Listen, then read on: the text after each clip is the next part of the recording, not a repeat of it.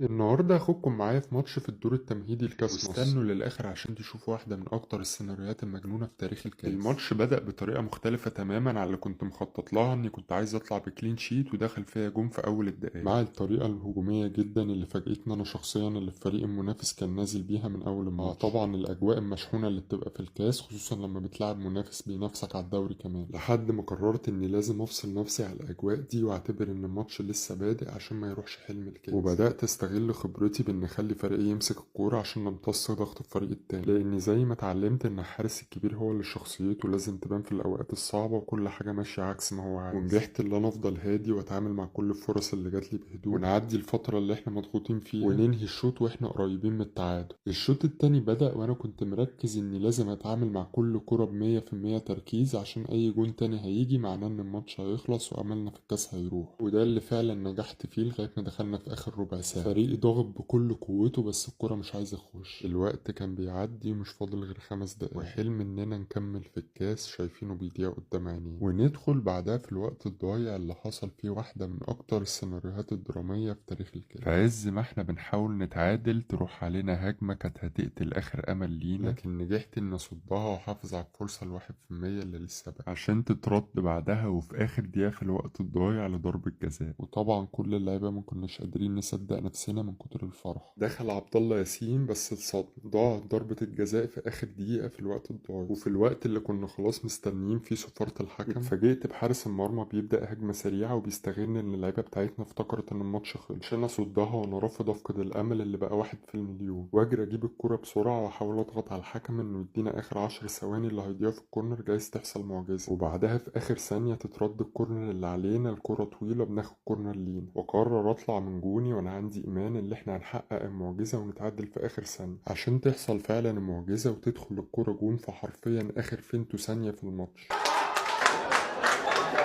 ونروح بعدها لضربات الجزاء اللي كنت واثق 100% اللي احنا هنكسبها، واحاول أثر نفسيا على اللعيبة وهم داخلين يشوطوا، وانجح فعلا ان اصد ضربة حاسمة، ويجيب عبد الله ياسين اخر ضربة بعد ما ضيع في الماتش، ونحتفل كلنا بانتصار غالي أهلنا للدور الجاي في كاس مصر اللي بنحلم نروح فيه لحتة بعيدة.